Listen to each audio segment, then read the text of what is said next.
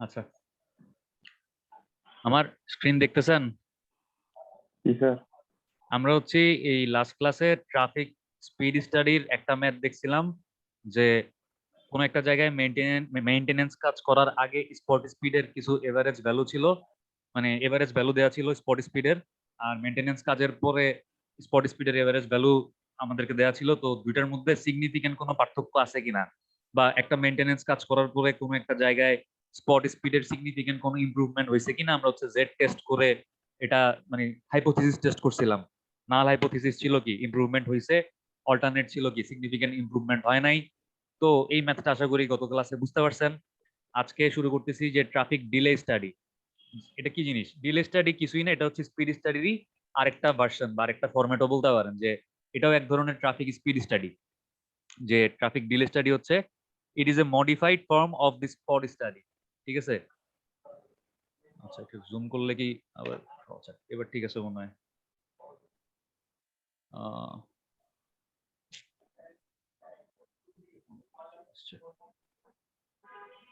হ্যাঁ, এই যে এখানে দেখেন যে it is a modified form of the speed study.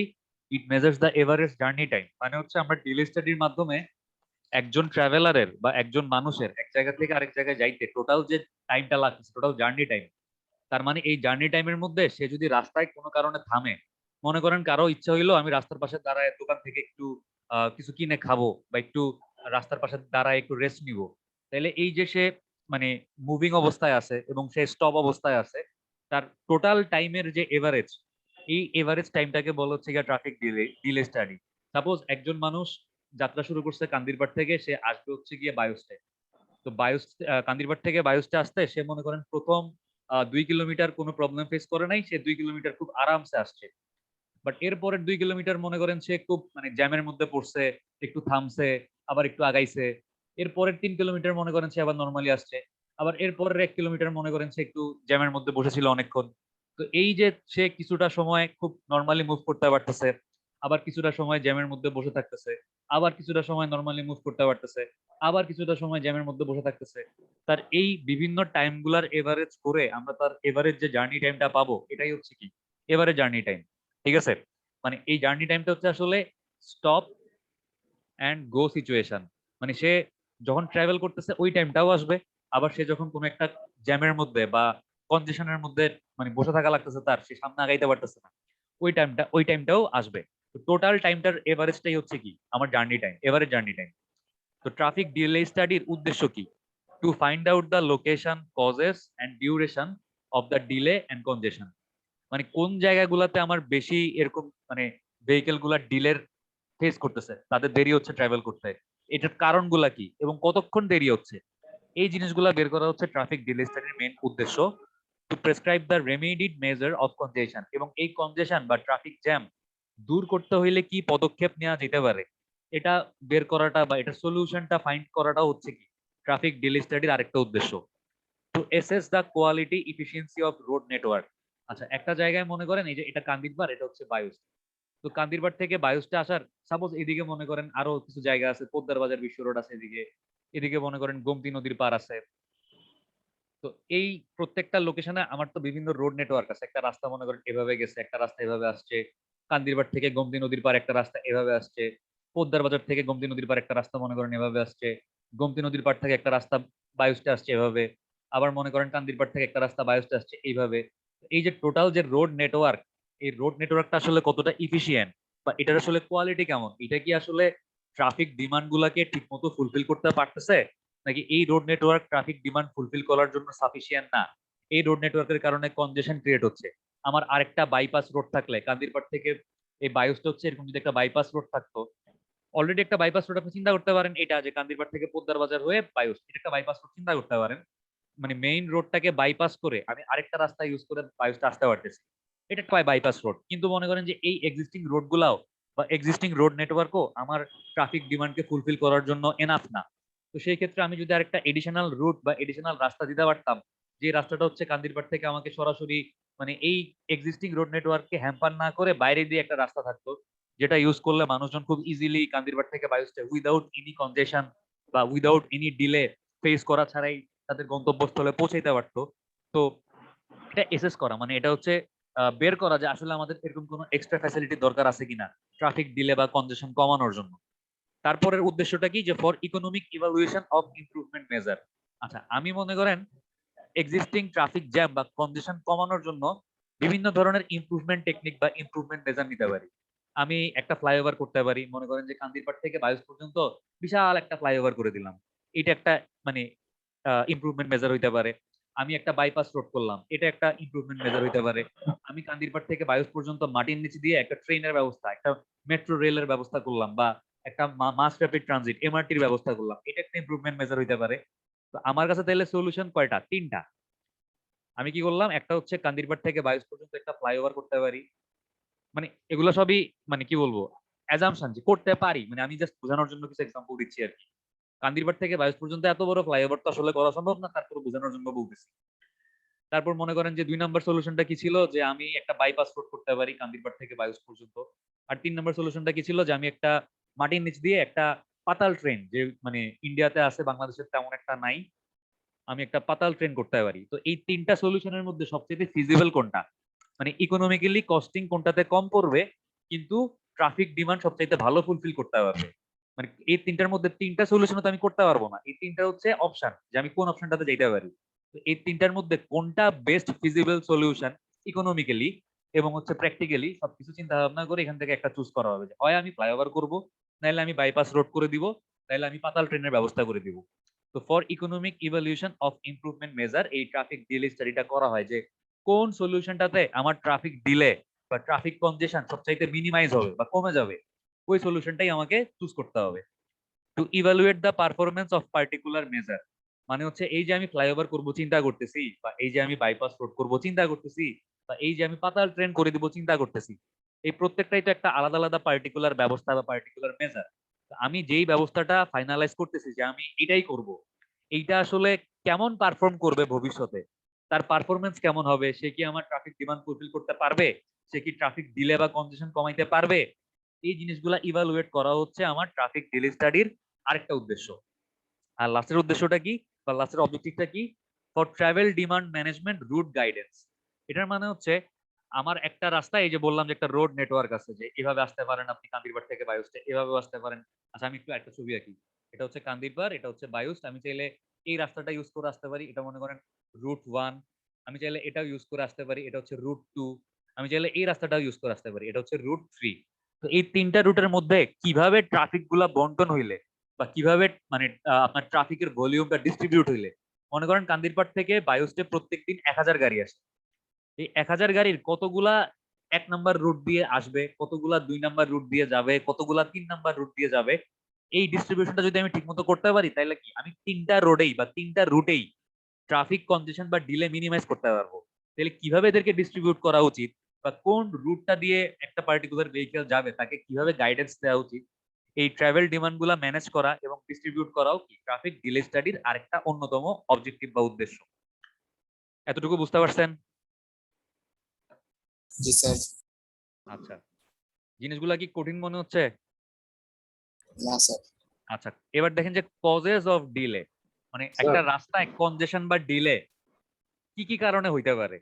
আচ্ছা, কজেস অফ ডিলে কে হচ্ছে দুইটা ভাগে ভাগ করা হয়, একটা হচ্ছে ফিক্সড জিওমেট্রিক ডিলে, এটা হচ্ছে ফিক্সড, এটা হবেই, মানে এটা আপনি চাইলেও চেঞ্জ করতে পারবেন না, যেটা হচ্ছে ফিক্সড জিওমেট্রিক ডিলে। এটা কেন হচ্ছে, রাস্তার জিওমেট্রিক ফিচার, অনেক সময় রাস্তায় এরকম কার্ভ থাকে, এটা হচ্ছে হরাইজন্টাল কার্ভ, আবার অনেক সময় এরকম ভার্টিক্যাল কার্ভ থাকে উঁচা নিচা। রাস্তায় যখন এরকম কোনো শার্প বেন্ড বা শার্প কার্ভ থাকে, তখন এই জায়গাগুলোতে দেখা যায় যে গাড়ি অনেক বেশি একসাথে জমে যাচ্ছে বা গাড়ি মুভ করতে পারতেছে না। তো এই ধরনের প্রবলেম গুলাকে বলে রাস্তার জিওমেট্রিক ফল্ট। তো রাস্তার জিওমেট্রিক ফল্টের কারণে যেই ডিলে গুলা হবে, এবং এই ডিলে গুলো আসলে আপনি চাইলেও কমাইতে পারবেন না, কারণ রাস্তা তো আপনি ভাঙ্গা বা নতুন করে করবেন না, রাস্তা অলরেডি বানানো হয়ে গেছে। একটা মানে মানে পার্মানেন্ট ফল্ট বা পার্মানেন্ট জিওমেট্রিক ফল্ট রাস্তার মধ্যে হয়ে গেছে। তো এই ধরনের ফল্টের কারণে, জিওমেট্রিক ফল্টের কারণে মানে ফিক্সড যে ডিলে গুলা হয় এগুলাকে বলা হচ্ছে ফিক্সড অথবা geometric delay. Delay incurred due to roadway geometry, মানে রাস্তার জিওমেট্রির কারণে যে ডিলে গুলা হয় এগুলাকে বলে ফিক্সড অথবা geometric delay. It occurs mainly due to road intersection, একটা চৌরাস্তার মোড় বা ইন্টারসেকশন বা জাংশন, যেখানে অনেকগুলা গাড়ি একসাথে মিলিত হচ্ছে বা বিভিন্ন ডিরেকশন থেকে ভেহিকেল গুলো এসে মিলিত হবে। এই ইন্টারসেকশন বা জাংশন গুলাতে ডিলে হয়, ঠিক আছে, এটা একটা fixed delay. Narrow road bridge, আপনার একটা রাস্তা আছে মনে করেন চওড়া, রাস্তাটা একটা ব্রিজের সাথে কানেক্টেড হয়েছে, ব্রিজটা হচ্ছে ন্যারো। এই যে রাস্তা আর ব্রিজের যে কানেক্টিং পয়েন্ট, এই কানেক্টিং পয়েন্টটা ন্যারো হওয়ার কারণে এখানে একটা বটল নেক ক্রিয়েট হচ্ছে। এই শেপটা কি একটা বোতলের মতো না? এই শেপটা কি একটা বোতলের মতো শেপ না? চিন্তা করেন তো একটু, Yes. বোতলের ঘাড়ের মতো শেপ না? এই জন্য এটাকে বলা হচ্ছে বটল নেক, বোতলের ঘাড়। তো যেসব জায়গায় এরকম বোতলের ঘাড় বা বটল নেক ক্রিয়েট হবে, এইসব জায়গায় কনজেশন বা ডিলে হবে। এবং এটা কি একটা জিওমেট্রিক ফল্ট এবং বা জিওমেট্রিক একটা ফিচার রাস্তার, এবং এটা কি ফিক্সড প্যাটার্ন অফ ডিলে। আচ্ছা, শার্প হরাইজন্টাল ভার্টিক্যাল কার্ভ, এটা তো বললাম এই যে it is unavoidable and almost same for all vehicle. মানে এই ধরনের ডিলে গুলা চাইলেও অ্যাভয়েড করা পসিবল না, এগুলো হচ্ছে আনএভয়েডেবল। এবং এই ডিলে গুলো হচ্ছে অলমোস্ট সব ধরনের ভেহিকেল, আপনি গাড়িতে থাকেন, আপনি বাসে থাকেন, আপনি রিক্সায় থাকেন, সবার জন্যই একটা ফিক্সড টাইম ডিলে হবে এখানে। বাসের জন্য দেখা যাচ্ছে যে এরকম একটা শার্প বেন্টে আসলে 5 মিনিট দেরি হচ্ছে বাসটা এক জায়গা থেকে আরেক জায়গায় যাইতে। একটা রিক্সার জন্য সেম, একটা কি বলবো, একটা সাইকেলের জন্য সেম, মানে more or less each and every kind of ভেহিকেলের জন্য এই ডিলে গুলা ফিক্সড থাকবে। এই জন্য এটাকে কি ফিক্সড অথবা জিওমেট্রিক ডিলে বলে। আচ্ছা, এইবার দেখেন যে অপারেশনাল ডিলে, এটা হচ্ছে it is mainly caused by road side and inter vehicular friction. Road side friction মানে কি? রোড সাইড ফ্রিকশন মানে হচ্ছে, এই মনে করেন একটা রাস্তা আছে, আপনি এদিক দিয়ে গাড়ি চালায় যাচ্ছেন, আপনার এই গাড়ি চালানোকে যদি রাস্তার পাশে ফুটপাতের মধ্যে কোনো ফল বিক্রেতা তার কি বলবো ফলের মানে ভ্যান নিয়ে বসে থাকে, বা মনে করেন যে রাস্তার পাশে অন্য কোনো ভেহিকেল, মনে করেন এখানে একটা হসপিটাল আছে, এই হসপিটালের কোনো নিজস্ব পার্কিং নাই, হসপিটাল তার মাইক্রোবাস গুলা রাস্তার উপরে দাঁড়া করা রাখছে। তো এই রাস্তার উপরে, রোড সাইডের উপরে বিভিন্ন রকমের জিনিসপত্র কি বলবো অবৈধভাবে দাঁড়া করায় রাখা আপনাকে যে বাধা দিচ্ছে নর্মালি মুভ করতে, তো এইগুলাকে বলা হচ্ছে রোড সাইড ফ্রিকশন। হঠাৎ করে একজন মানুষ মনে করেন রাস্তার মধ্যে দিয়ে দৌড় দিছে রাস্তা পার হওয়ার জন্য, তখন কি হবে? আপনার গাড়িটা থামাইতে হবে। এই যে হঠাৎ করে একটা মানুষ রাস্তা পার হওয়ার জন্য দৌড় দিল, সেও কিন্তু একটা রোড সাইড ফ্রিকশন। আচ্ছা, আরেকটা হচ্ছে ইন্টার ভেহিকুলার ফ্রিকশন, মানে আপনার সামনে যদি আপনি মনে করেন খুব হাই স্পিড একটা গাড়িতে আছেন, আপনার সামনে একটা রিক্সা আছে, এই রিক্সার জন্য আপনি সামনে যেতে পারতেছেন না, রিক্সা আপনাকে সাইডও দিচ্ছে না। এরকম ইন্টার ভেহিকুলার ফ্রিকশন মানে একটা ভেহিকেল যখন আরেকটা ভেহিকেলকে নরমালি মুভ করতে বাধা দিবে, বা আপনি যখন আপনার সামনের স্লো লিডারের কারণে আপনার ডিজায়ার্ড স্পিড মেনটেন করতে পারবেন না, তখন এই ধরনের ডিলে গুলাকে বলা হচ্ছে অপারেশনাল ডিলে। তার মানে ফিক্সড অথবা জিওমেট্রিক ডিলে, এইগুলা অ্যারাইজ হচ্ছে কার কারণে? রাস্তার জিওমেট্রিক ফিচারের কারণে। আর অপারেশনাল ডিলে গুলা হচ্ছে কার কারণে? রোড সাইড ফ্রিকশন আর হচ্ছে কি ইন্টার ভেহিকুলার ফ্রিকশনের কারণে। আচ্ছা, এখন এই রোড সাইড ফ্রিকশন আর ইন্টার ভেহিকুলার ফ্রিকশন বলতে আমরা কি বুঝি? আমরা বুঝি যে রোড সাইড পার্কিং, যে বললাম যে হাসপাতালের মাইক্রোবাস রাস্তার উপরে পার্কিং করছে, হাসপাতালের কোনো নিজস্ব পার্কিং নেই, রাস্তার উপরে পার্কিং করাতে কি হয়েছে? রাস্তার ইফেক্টিভ উইথ কমে গেছে না? একটা মাইক্রোবাস বা একটা বড় গাড়ি যদি রাস্তার উপরে পার্কিং করে, রাস্তার যে চওড়া বা একটা রাস্তা যতটুকু আসলে ইউজ করতে পারার কথা, যারা রাস্তায় ট্রাভেল করতেছে তারা কি পুরো রাস্তাটা ব্যবহার করতে পারবে? না স্যার। পারবে না, কারণ রাস্তার ইফেক্টিভ উইথ আপনি কমায় ফেলতেছেন রাস্তার উপর যদি এরকম ভেহিকেল পার্ক করে রাখা হয়। তো রোড সাইড পার্কিং একটা অপারেশনাল ডিলের অন্যতম কারণ। রোড সাইড নন মোটর অ্যাক্টিভিটিস, মানে রাস্তার পাশে যদি নন মোটর অ্যাক্টিভিটি থাকে, যে মানুষজন হাঁটতেছে রাস্তার মানে পাশ দিয়ে, কোনো ফুটপাত নাই, মেইন রাস্তার পাশ দিয়ে মানুষজন হাঁটতেছে, মানে রাস্তার পাশে হচ্ছে এরকম ফল বিক্রেতারা ফলের ঝুড়ি টুড়ি নিয়ে দাঁড়ায় আছে বা বসে আছে, এরকম রাস্তার পাশে যদি কোনো নন মোটরাইজড মানে নন মোটর অ্যাক্টিভিটি থাকে, এই অ্যাক্টিভিটি গুলাও আপনার অপারেশনাল ডিলের একটা কারণ। Road side pedestrian movement and random crossing, রাস্তার পাশে পেডিস্ট্রিয়ান মানুষজন হাঁটতেছে, ইচ্ছা মতো রাস্তা ক্রস করতেছে, তো এই ধরনের পেডিস্ট্রিয়ানদের ইচ্ছা মতো রাস্তা ক্রস করা বা রাস্তার পাশ দিয়ে হাঁটা, ফুটপাত নাই মেইন রাস্তা দিয়ে হাঁটতেছে, এই জিনিসগুলো কি অপারেশনাল ডিলের একটা অন্যতম কারণ। বাস স্টপেজ নিয়ার ইন্টারসেকশন, এইটা কি দেখেন যে মনে করেন একটা চৌরাস্তার মোড় আছে এরকম, একটা চৌরাস্তার মোড় আছে এরকম, এই চৌরাস্তার মোড়ের এই যে ইন্টারসেকশন, এই ইন্টারসেকশনটার কাছাকাছি যদি বাস ড্রাইভাররা বাস থামায় যাত্রী উঠানামানো করে, তাহলে কি হবে? এই ইন্টারসেকশনের ইফেক্টিভ উইথ কমে যাচ্ছে। তো নরমালি আমার ইন্টারসেকশন গুলাতে 4 ডিরেকশনের গাড়ি এসে একসাথে মিলতেছে, আর সেখানে আবার বাস ড্রাইভার কি করতেছে? এই মোড়ের কাছে এসে যাত্রী নামাইতেছে। তার কারণে কি হবে? এই ইন্টারসেকশনের ট্রাফিক ডিলে বা ট্রাফিক কনজেশন আরো বাড়বে। ঠিক আছে, বাস স্টপেজ নিয়ার ইন্টারসেকশন। তো এইটা সলভ করার উপায় কি, যে ইন্টারসেকশনের কাছে বাসকে নামাইতে দেওয়া যাবে না, আর যদি নামাইতে হয় বাসের জন্য একটা আলাদা বাস লে বাই, এটাকে কি বলে, বাস লে বাই বলে। মানে বাসের জন্য একটা আলাদা জায়গা থাকবে যেখানে বাস যাত্রী নামাইতে পারবে। জিহান মানে জিহানের সামনে এরকম একটা কনক্রিটের পিচ করা আছে, দেখছেন, খেয়াল করছেন, বাসগুলো থামার জন্য। জি স্যার, এটাকে বলা হচ্ছে বাস বাস লেবে। লে বাই। মানে বাসগুলা যদি বাস লে বাইতে দাঁড়ায় যাত্রী নামায়, তাহলে কিন্তু রাস্তার ইফেক্টিভ উইথ কে আর খুব কমাচ্ছে না সে, তাহলে সে জ্যাম বা কনজেশনও ক্রিয়েট করতেছে না। আচ্ছা, তাহলে এটাও বুঝলাম যে বাস স্টপেজ নিয়ার ইন্টারসেকশন একটা অপারেশনাল ডিলের অন্যতম কারণ। তারপর দেখেন যে high traffic volume and lack of roadway capacity.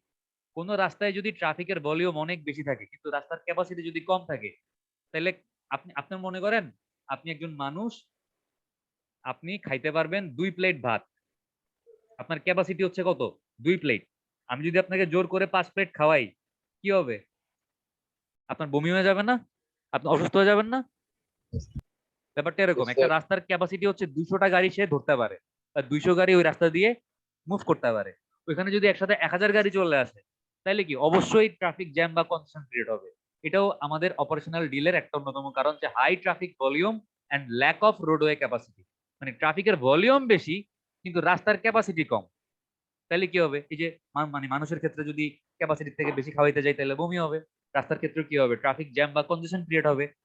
তারপর বিভিন্ন রকমের যে ভেহিকুলার ম্যানিউভার, আমরা বিভিন্ন রকমের ভেহিকুলার ম্যানিউভার দেখছিলাম, টার্নিং ম্যানিউভার, মার্জিং ম্যানিউভার, উইভিং ম্যানিউভার। এই কোশ্চেনটা পরীক্ষাতেও দিছিলাম ছবি আঁকার জন্য, মনে আছে? জি স্যার। এই merging, turning, lane changing, overtaking. মনে করেন যে মার্জিং ম্যানিউভার, যে অনেকগুলা গাড়ি এভাবে মুভ করতেছে, এখানে একটা গাড়ি আছে, এখানে একটা গাড়ি আছে, হঠাৎ করে এই পাশ থেকে আরেকটা গাড়ি আইসা এই ট্রাফিক ফ্লোর সাথে মানে মিলিত হওয়ার চেষ্টা করতেছে। তখন এদিক থেকে যে গাড়িটা আসতেছে সে কি করতেছে, এই পিছনের গাড়িগুলাকে নর্মালি মুভ করতে বাধা দিচ্ছে, একটা ট্রাফিক জ্যাম বা কনজেশন ক্রিয়েট করতেছে। টার্নিং, একটা গাড়ি মনে করেন এরকম একটা রাস্তা আছে, এই রাস্তা আছে, মনে করেন একটা গাড়ি এভাবে টার্ন নিবে, ইউ টার্ন নিবে, তো সেই ইউ টার্ন নেওয়ার কারণে আমার এদিক থেকে যে গাড়িগুলো আসতেছিল তারা কি, তারা একটা বাধা পাচ্ছে। তো এরকম টার্নিং ম্যানিউভারও আমাদের ট্রাফিক জ্যাম বা কনজেশন ক্রিয়েট করার একটা কারণ। ওভারটেকিং ম্যানিউভার, চিন্তা করেন যে এরকম একটা 2 লেনের রাস্তা, আমার এদিক দিয়েও গাড়ি চলতেছে, এদিক দিয়েও গাড়ি চলতেছে।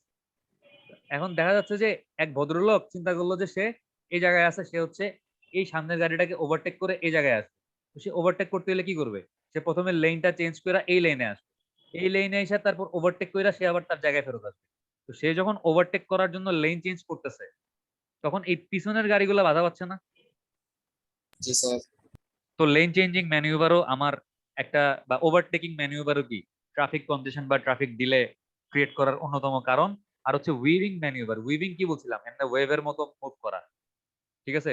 এরকম যখন ওয়েভ করে মুভ করতেছে, এদিক থেকে মনে করেন একটা গাড়ি আসতেছে বা এদিক থেকে একটা গাড়ি আসতেছে, সে কি এরকম তেরা বেঁকা কইরা সাপের মতো আঁকা বাঁকা স্টাইলে, যারা বাইক চালায় তারা মাঝে মধ্যে আবার এরকম একটু বাউলি মারে। আমাদের আশিস কুমার রয় আজকে আছে ক্লাসে? জি স্যার। আশিস আছেন? জি স্যার। আপনি বাইক চালান না? আশিস, আপনি কি বাইক চালান? স্যার চালাই তো স্যার। আপনি কি এরকম রাস্তার মধ্যে বাউলি মারেন? না স্যার, স্যার মাঝে মাঝে স্যার। মাঝে মাঝে মাইরেন না, তবা করেন, জীবনে কোনোদিন আর এরকম করবেন না।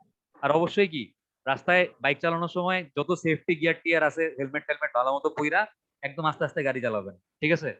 জি স্যার। কারণ বাইক অ্যাক্সিডেন্ট হচ্ছে কি সবচেয়ে ভয়ঙ্কর অ্যাক্সিডেন্ট। আচ্ছা, আশা করি সবাই যারা বাইক টাইক চালান সাবধানে থাকবেন। আচ্ছা, তারপর দেখেন যে traffic engineers are interested about the operational delay which is fluctuating in nature and controllable. আমরা তাহলে কি দেখলাম, এই যে ফিক্স বা জিওমেট্রিক ডিলে, এগুলো কিন্তু কন্ট্রোল করা যায় না, কারণ এগুলা কি রাস্তার ফিচারের কারণে হচ্ছে, এগুলোর উপরে ট্রাফিক ইঞ্জিনিয়ারদের কোনো কন্ট্রোল নাই। তার মানে এগুলো চাইলেও আপনি মানে চেঞ্জ করতে পারবেন না বা কমাইতে পারবেন না। বাট অপারেশনাল ডিলে যেগুলা, এগুলো তো আসলে ম্যান মেড ডিলে। এই অপারেশনাল ডিলে এগুলা কি ম্যান মেড ডিলে না, মানে মানব সৃষ্ট কারণ রাস্তায় জ্যামের। তো চাইলে কি এই ম্যান মেড ডিলে গুলা আমরা কমাইতে পারি বিভিন্ন রকমের ব্যবস্থা নিয়ে। তো এই জন্য যারা ট্রাফিক ইঞ্জিনিয়ার তাদের মূল ফোকাসটা কোন দিকে থাকে, ফিক্সড জিওমেট্রিক ডিলের দিকে থাকে নাকি অপারেশনাল ডিলের দিকে থাকে, কোন দিকে থাকে? অপারেশন। অপারেশনাল ডিলের দিকে থাকে, ঠিক আছে। আচ্ছা, এবার দেখেন যে ডিলে বা কনজেশন কি জিনিস, অলরেডি আমরা দেখছি যে ডিলে বা কনজেশন হচ্ছে রাস্তায় যখন জ্যাম ক্রিয়েট হবে, জ্যামের জন্য আপনি অনেকক্ষণ রাস্তার মধ্যে বসে থাকবেন, আপনার কোন একটা জায়গায় যেতে দেরি দেরি হবে, এটাকে কি বলে, ডিলে বা কনজেশন বলে। indicates the situation when extra time is needed to travel through a roadway facility. মানে কোন একটা পার্টিকুলার রাস্তা ইউজ করে আপনার একটা নির্দিষ্ট জায়গায় যেতে যখন একটা টাইমের অতিরিক্ত সময় লাগবে। মনে করেন নরমালি রাস্তায় জ্যাম না থাকলে আপনার 10 মিনিট লাগে, সেখানে আপনার 20 মিনিট লাগতেছে, 30 মিনিট লাগতেছে। এই যে আপনার এক্সট্রা টাইমটা লাগতেছে, এই এক্সট্রা টাইমটাকেই বলে হচ্ছে কি ডিলে বা কনজেশন। ঠিক আছে, কনজেশন বলতে আসলে আমরা জ্যাম বুঝি, বাট যে অতিরিক্ত টাইমটা লাগতেছে এটাকে আমরা ডিলে বলি। ঠিক আছে, যে আমার 5 মিনিট ডিলে হইছে, আমার 10 মিনিট ডিলে হইছে, মানে দেরি হইছে আর কি। আচ্ছা, টাইপস অফ ডিলে বা কনজেশন। একটু আগে আমরা দেখছি যে ডিলের মানে একটা ছিল কারণ, ঠিক আছে, যে ডিলের কারণগুলা কি, একটা ছিল ফিক্স বা জিওমেট্রিক কারণ, আর একটা ছিল কি অপারেশনাল ডিলে বা অপারেশনাল কজ।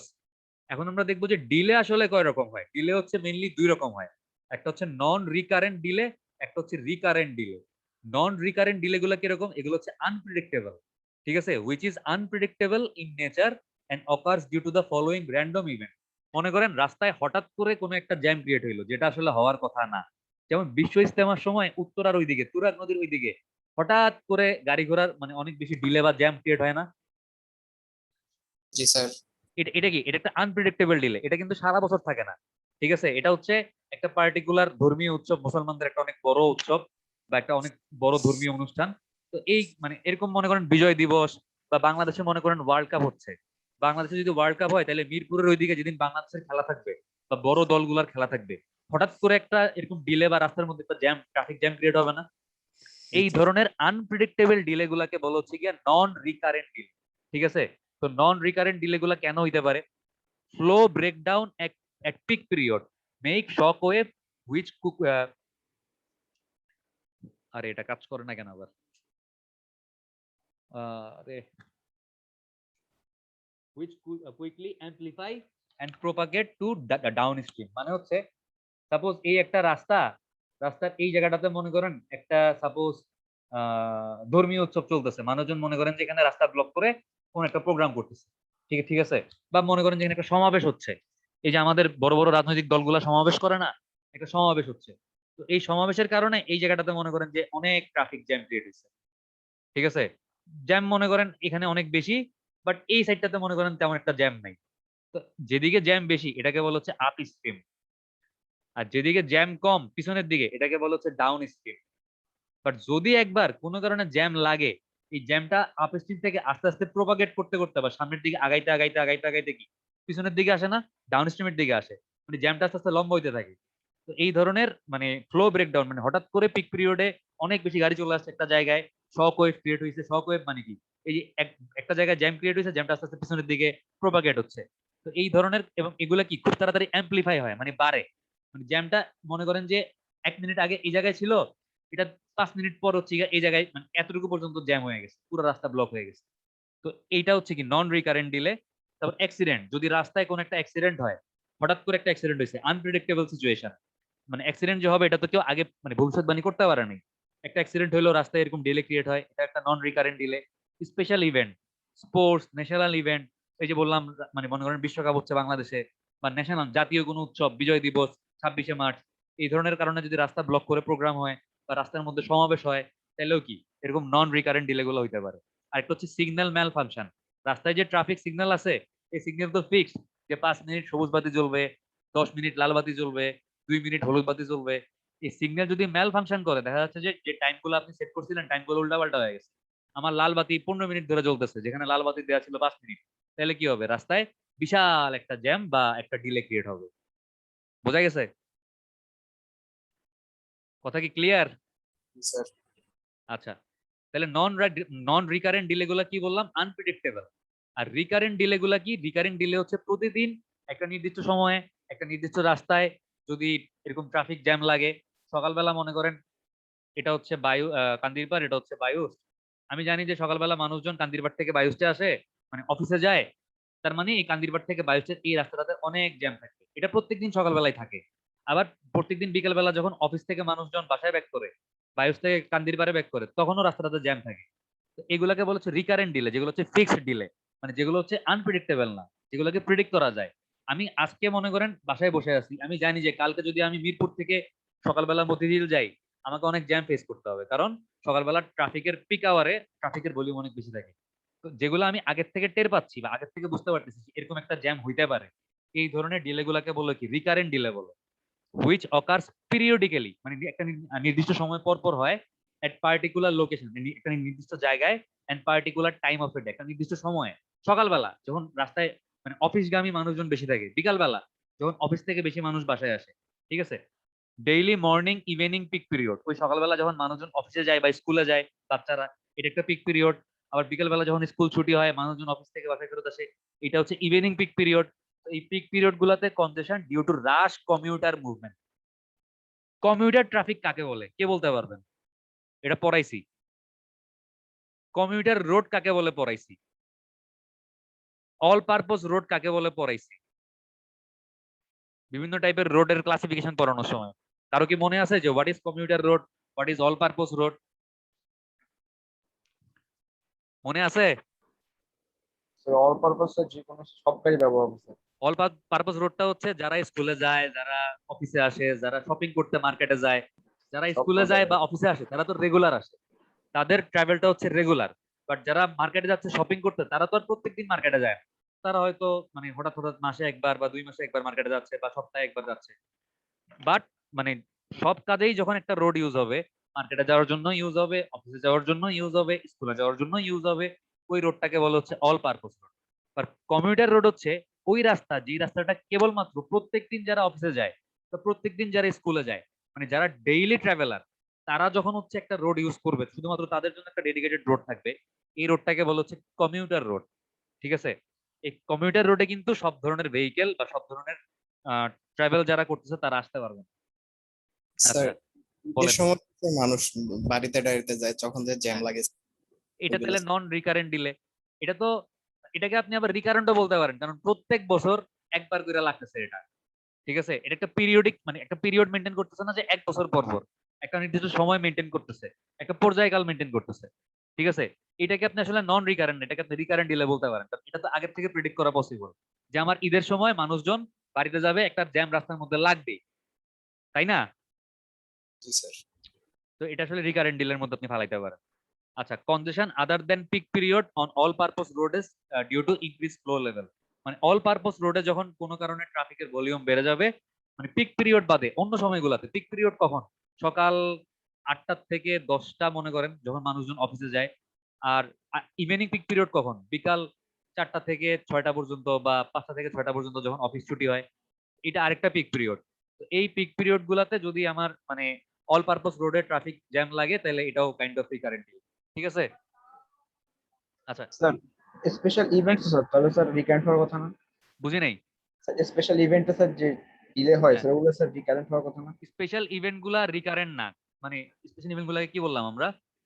আমরা বললাম হচ্ছে নন এগুলো তো রিকারেন্ট, মানে কারণ স্যার প্রিডিক্ট করা যায়। আপনার আপনার প্রত্যেক বছর তো একই সময়ে এরকম কোন বিশ্বকাপ বাংলাদেশে অনুষ্ঠিত হবে না, হবে? না স্যার, প্রত্যেক বছর একটা পার্টিকুলার টাইমে তো হবে না, হবে? না স্যার। হবে না। ঠিক আছে। তারপর মনে করেন যে এই যে 26শে মার্চের প্রোগ্রাম হইতে পারে না হইতে পারে। 26শে মার্চের প্রোগ্রাম আজকে মনে করেন কুমিল্লাতে আলেখাচরে হচ্ছে, এর পরের বছর কান্দিরপাড়ে হইতে পারে। মানে লোকেশন তো ফিক্স না, যার জন্য এগুলাকে নন রিকারেন্ট মানে আনপ্রেডিক্টেবল। আর প্রেডিক্টেবল কোনগুলা? যেগুলো হচ্ছে প্রত্যেক বছর একই জায়গায় একই সময়ে হবে। ঈদের সময় লঞ্চ ঘাট গুলার চারপাশে, সদরঘাটে বা বাস টার্মিনাল গুলাতে বা রেল স্টেশনের আশেপাশে, এগুলো হচ্ছে রিকারেন্ট ডিল। ঠিক আছে। আচ্ছা, একটা সেকেন্ড একটু ওয়েট করেন, আমি একটা মিনিট একটু ওয়েট করেন।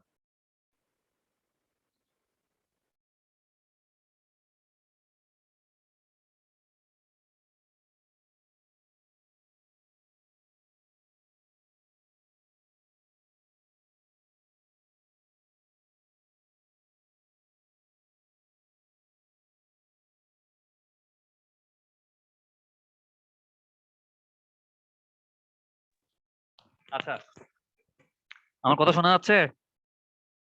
জি স্যার। আচ্ছা, এরপর দেখেন যে আহ, আমরা আজকে এই জাস্ট, আচ্ছা, এই ডিলের কাউন্টিং মেথড গুলো দেখে আমরা শেষ করে দেবো ক্লাসটা আজকে, আর বেশিক্ষণ নিব না। দেখেন যে ডাটা কালেকশন করার, এই যে ডিলের ডাটা কালেকশন করার দুইটা মেথড আছে, একটা হচ্ছে ম্যানুয়াল মেথড, একটা হচ্ছে অটোমেটিক ডাটা অ্যাকুইজিশন টেকনিক। তো ম্যানুয়াল মেথডটা কি? ফ্লোটিং কার মেথড।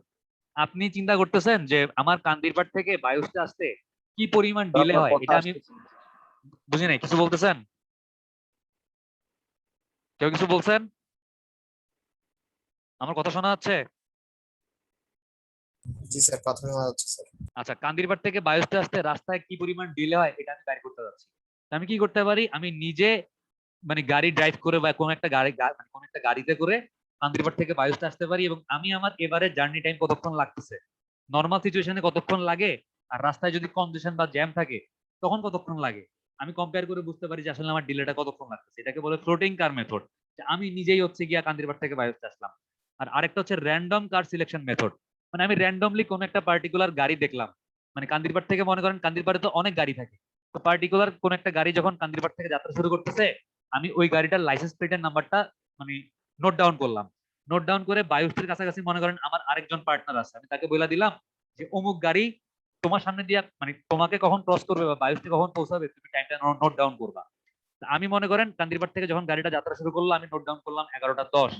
আর যখন গাড়িটা বায়ুষ্ঠে পৌঁছাইছে, বায়ুষ্ঠে আমার যে পার্টনার আছে সে নোট ডাউন করলো 12টা। তার মানে কান্দিরপাড় থেকে বায়ুষ্ঠে আসতে কতক্ষণ লাগছে?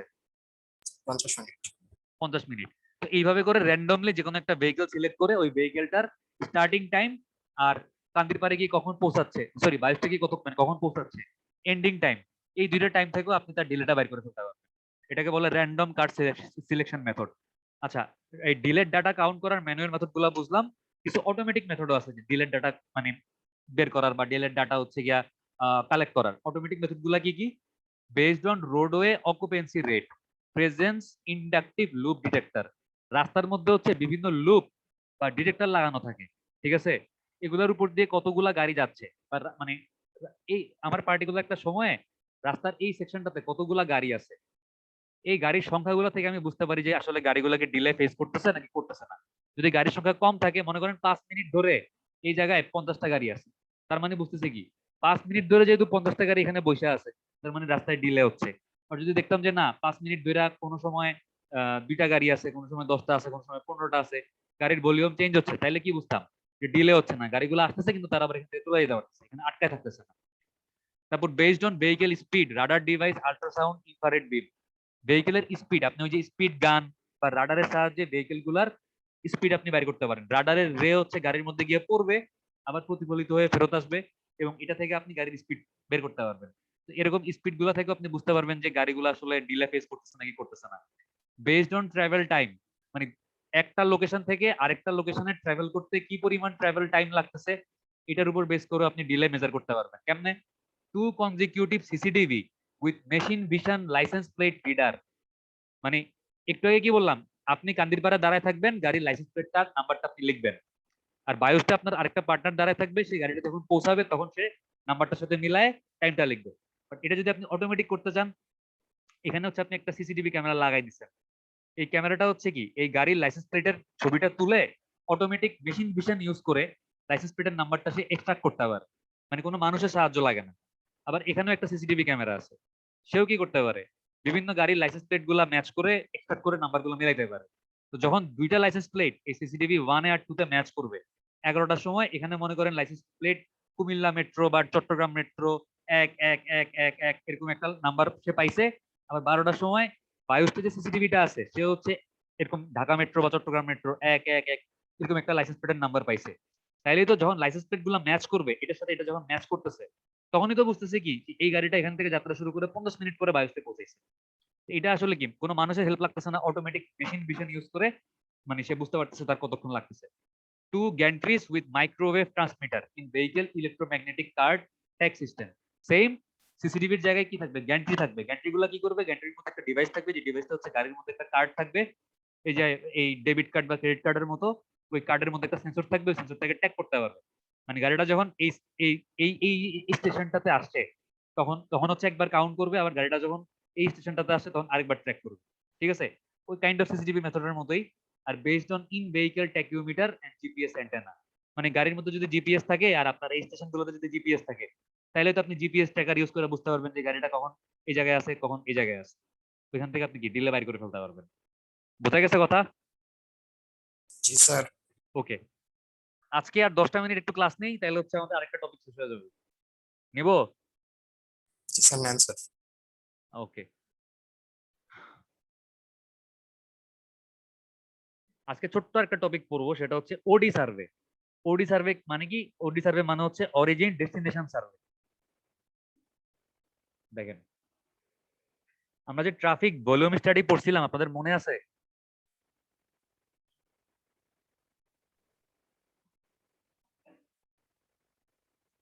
মনে আছে? ট্রাফিক ভলিউম স্টাডি কি জিনিস মনে আছে? স্যার রাস্তার পাশে দাঁড়ায় দাঁড়ায় কি করতেছিলাম? গাড়ি গুনতেছিলাম, কতগুলা গাড়ি যাচ্ছে। জি স্যার। আপনি যদি রাস্তায় দাঁড়ায় ট্রাফিক ভলিউম স্টাডি করেন, তাহলে আপনি পার্টিকুলার কোন একটা লোকেশনে ট্রাফিকের ভলিউম পাবেন। কিন্তু এই গাড়িগুলা কোত্থেকে তাদের যাত্রা শুরু করছে, তাদের অরিজিন কোন জায়গায় ছিল, এবং তাদের যাত্রাটা কোথায় গিয়ে থামবে, তাদের ডেস্টিনেশন কোন জায়গায়, এটা কি আপনি মানে এই ট্রাফিক ভলিউম স্টাডি থেকে বের করতে পারতেছেন? স্যার পারতেছেন না। তাদের অরিজিন এবং ডেস্টিনেশন সম্পর্কে জানতে হইলে আমাকে যেটা করতে হবে সেটা হচ্ছে ওডি সার্ভে বা অরিজিন ডেস্টিনেশন সার্ভে করতে হবে। Traffic volume count give the amount of traffic passing at specified location on the road, but they do not indicate where traffic desires to travel, its origin and its destination. এই মাত্র বাংলায় যে কথাটা বললাম এটা ইংলিশে লেখা আছে, যে ট্রাফিক ভলিউম স্টাডি থেকে আমরা কোন একটা রোডের পার্টিকুলার সেকশনে কতগুলা ট্রাফিকের ভলিউম আসতেছে এটা পাই, কিন্তু এই ট্রাফিক গুলা অরিজিন কোথায় এবং ডেস্টিনেশন কোথায় এটা কিন্তু ট্রাফিক ভলিউম স্টাডি থেকে পাওয়া সম্ভব না। এটা পাইতে হলে কি করতে হবে? ওডি সার্ভে করতে হবে, অরিজিন ডেস্টিনেশন সার্ভে করতে হবে। An origin and destination survey is designed to obtain such information about the movement of vehicle and passengers within an area. মানে একটা বিশাল স্টাডি এরিয়া, আপনি মনে করেন পুরো কুমিল্লা শহরটাকে চিন্তা করছেন আপনার স্টাডি এরিয়া হিসাবে। এটাকে আপনি বিভিন্ন জোনে ভাগ করছেন, কান্দির পার, বায়ুস্ট, আলেখার চর, গোমতী নদীর পার, আমি ইচ্ছা মতো লিখলাম আর কি। তো একটা জোন থেকে আরেকটা জোনে কতগুলা গাড়ি যাচ্ছে, তাদের অরিজিন কোন জোন এবং তাদের ডেস্টিনেশন কোন জোন, এই জিনিসগুলা বুঝতে হইলে আপনাকে একটা স্টাডি এরিয়া বা একটা বড় জোনের মধ্যে কি করতে হবে? অরিজিন ডেস্টিনেশন সার্ভে বা ওডি সার্ভে করতে হবে। বোঝা গেছে? জি স্যার। আচ্ছা দেখেন, ট্রিপ হইতে পারে 4 রকমের। ঠিক আছে, ট্রিপ 4 রকমের হইতে পারে কেমনে? মনে করেন এটা হচ্ছে চান্দিনা, আর আমার স্টাডি এরিয়া হচ্ছে এতটুকু, কুমিল্লা মেইন শহরটা। যদিও আলেখার চরটা শহরের বাইরে মানে সিটি কর্পোরেশনের বাইরে পড়ে, তারপরেও আজকে বোঝার জন্য ধরেন যেটা ভিতরেই পড়ে। আমার যদি কোনো একটা জার্নি কান্দিরপাড় থেকে শুরু হয়ে বায়ু স্টেশনে শেষ হয়, এটাকে বলে হচ্ছে ইন্টারনাল ট্রিপ। মানে কি, জার্নিটা আমার স্টাডি এরিয়ার ভিতরেই শুরু হইছে, ভিতরেই শেষ হইছে, তার অরিজিন আমার স্টাডি এরিয়ার ভিতরে, তার ডেস্টিনেশনও আমার স্টাডি এরিয়ার ভিতরে। তাহলে এই ট্রিপটাকে কি বলে? ইন্টারনাল ট্রিপ বলে। ঠিক আছে? জি স্যার। আচ্ছা, এবার মনে করেন কারো শখ হইছে সে কান্দিরপাড় থেকে চান্দিনা বেড়াইতে যাবে, তাহলে এটা কি হবে? এক্সটার্নাল ট্রিপ না? জি স্যার। তার অরিজিন আমার স্টাডি এরিয়ার ভিতরে, বাট তার ডেস্টিনেশন কোন জায়গায়? স্যার বাইরে। স্টাডি এরিয়ার বাইরে। আচ্ছা, এবার মনে করেন কারো মনে হয়েছে যে চান্দিনা থেকে কুমিল্লা শহরের মুন হাসপাতালে ডাক্তার দেখাইতে আসবে, তাইলে তার ট্রিপটা কি হবে? ইন্টারনাল ট্রিপ না? জি স্যার। তাই তো? স্যার। আচ্ছা, এইবার মনে করেন কারো শখ হইছে সে কুমিল্লা শহরের পাশ দিয়ে চান্দিনা থেকে নিমসার আসবে, যদিও মানে চান্দিনা থেকে নিমসার কুমিল্লা শহরের পাশ দিয়ে আসতে হয় না, তারপরও বোঝানোর জন্য বললাম আর কি। তার কুমিল্লা শহরের ভিতরে ঢোকা লাগবে না, সে কি করবে? এই চান্দিনা দিয়া কুমিল্লা শহরের পাশ দিয়ে কই আসবে? এই নিমসার আসবে। তাহলে এটা কি কি ধরনের ট্রিপ বলেন তো? Sir external. External trip. তাহলে এই যে ট্রিপ গুলা, কোনগুলা ইন্টারনাল, কোনগুলা এক্সটার্নাল, কোনটা ইন্টারনাল এবং কোনটা এক্সটার্নাল, এটা বুঝতে হইলে আমাদের ওডি সার্ভে ছাড়া আর কোনো গতি আছে? না স্যার। আপনি যদি ওডি সার্ভে করেন, তাইলে একটা মানুষ যে তার অরিজিন চান্দিনাতে ছিল এবং তার ডেস্টিনেশন মুন হাসপাতাল, তাইলে আপনি বুঝতে পারবেন। তখন আপনি বুঝতে পারবেন এই ট্রিপটা কি, ইন্টারনাল ট্রিপ। আপনি যদি তার অরিজিন এবং ডেস্টিনেশন না জানেন, তাহলে কি আপনি বুঝতে পারবেন এটা একটা ইন্টারনাল ট্রিপ সে প্রডিউস করছে? না স্যার। বোঝা সম্ভব না। আচ্ছা, তাহলে ওডি সার্ভের উদ্দেশ্য কি? To know the terminal point of a trip, মানে একটা ট্রিপ কোন জায়গায় গিয়ে টার্মিনেট বা শেষ হবে। এটা চান্দিনা থেকে শুরু হইছে, এটা কি মুনের সামনে এসে শেষ হবে, নাকি আলেখার চরে এসে শেষ হবে, নাকি কান্দিরপাড় এসে শেষ হবে, নাকি বায়ু এসে শেষ হবে? তার টার্মিনেট পয়েন্টটা কোন জায়গায়, এটা হচ্ছে আপনি ওডি সার্ভে করলে বুঝতে পারবেন। ডিরেকশন অফ ট্রাভেল, সে কি চান্দিনার থেকে বায়ুসে আসতেছে নাকি কান্দিরপাড় আসতেছে, সে কি কান্দিরপাড় থেকে বায়ুসে যাচ্ছে নাকি সে বায়ুস থেকে চান্দিনা যাচ্ছে, তার ট্রাভেলের ডিরেকশনটা হচ্ছে আপনি ওডি সার্ভে করলে বুঝতে পারবেন। Selection of route and trip length, মানে একটা চান্দিনা থেকে যে বায়ুসটা আসতেছে বা চান্দিনা থেকে যে মুনে আসতেছে, সে কোন রোডটা ব্যবহার করতেছে এবং তার মানে ট্রিপের লেন্থ কত বড় হচ্ছে, সে কি 1 কিলোমিটার ট্রাভেল করতেছে নাকি 2 কিলোমিটার ট্রাভেল করতেছে, এই জিনিসগুলো ওডি সার্ভে করলে আপনি বুঝতে পারবেন। For transportation planning, design and operation of road network and terminal, আপনি যখন কোনো একটা জায়গায় ট্রান্সপোর্টেশন প্ল্যানিং করবেন, যে কোনো একটা জায়গায় আমি নতুন কোনো ফিচার ইন্ট্রোডিউস করব নাকি করব না, কোনো একটা জায়গায় আমার ফ্লাইওভার করতে হবে নাকি হবে না, তখন হচ্ছে আপনার এই মানে ওডি সার্ভে করে দেখতে হবে আসলে কি পরিমাণ ট্রাভেল বা ট্রিপ হচ্ছে বা হচ্ছে না। আচ্ছা আজকে আর না যাই, আজকে আমারও ভালো লাগতেছে না আর ক্লাস নিতে, মানে আর বেশি নাই, আমরা জাস্ট এই অবজেক্টিভ গুলো দেখেন। লাস্ট ক্লাসে কমন মেথড, মানে কি কি মেথড, বিভিন্ন মেথড আছে। টেলিফোনিক ইন্টারভিউ, যে আমি কাউকে ফোন দিয়ে জিজ্ঞেস করতে পারি যে ভাই আপনি প্রত্যেকদিন সকালবেলা কুমিল্লা থেকে বাইশটা যান, আপনি মানে আপনার অরিজিন কোনটা, ডেস্টিনেশন কোনটা, বা আপনি মনে করেন যে এরকম মানে র্যান্ডমলি আপনার এলাকাতে যত মানুষ আছে সবাইকে ফোন দিবেন, ফোন দিয়ে দিয়ে জিজ্ঞেস করতে পারেন যে আপনি সকালবেলা কোথা থেকে যান, কোথায় যান। পোস্ট কার্ড ইন্টারভিউ, মানে বিভিন্ন মেথড আছে, এগুলো নিয়ে নেক্সট ক্লাসে পড়বো, ঠিক আছে? আজকে আর ভালো লাগতেছে না। আজকে ক্লাসটা যতটুকু নিছি এতটুকু কি বুঝছেন? জি স্যার। তাহলে আমরা recurrent delay, non recurrent delay, fixed geometric delay বা ফিক্সড জিওমেট্রিক কস্ট, আর কি কস্ট, অপারেশনাল কস্ট ডিলের, এগুলো আজকে দেখছি, এগুলো একটু ভালো মতো পড়বেন, ইম্পর্টেন্ট ফর এক্সাম এই জিনিসগুলা।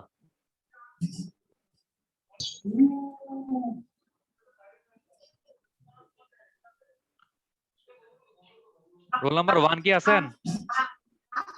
নিশান চাকমা Yes, sir. আছেন? Yes, sir. আচ্ছা। Yes, sir. 2 আছেন? আলিফ Yes, sir. আছেন?